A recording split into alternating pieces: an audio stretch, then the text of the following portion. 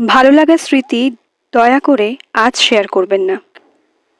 কাশ্মীর আজ রক্তাক্ত, মানুষের প্রাণ গেছে, পরিবার ছিন্ন ভিন্ন হয়ে গেছে। এই মুহূর্তে গোটা দেশের হৃদয়ে এক অদৃশ্য ভার নেমে এসেছে।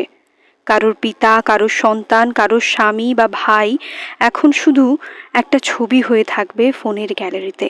আর এই রক্তভেজা সময়ে যখন সোশ্যাল মিডিয়ায় দেখছি কিছু মানুষ কাশ্মীরের পুরনো ট্রিপের ছবি পোস্ট করছে, ক্যাপশনে লিখছেন আমরাও গিয়েছিলাম, তখন সত্যিই অসহায় লাগছে।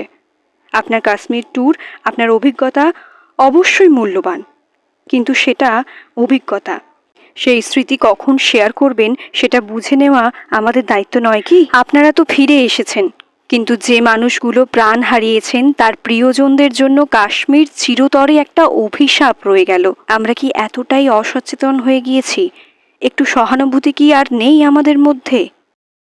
আমরা এতটাই অনুভূতিহীন হয়ে গিয়েছি যে এখনকার প্রেক্ষাপটেও এই ছবিগুলো দেখাতে হবে, বিশেষ করে তখন যখন কোনো জায়গা নিয়ে দেশ জুড়ে কান্না চলছে। একটু মানবিক হন।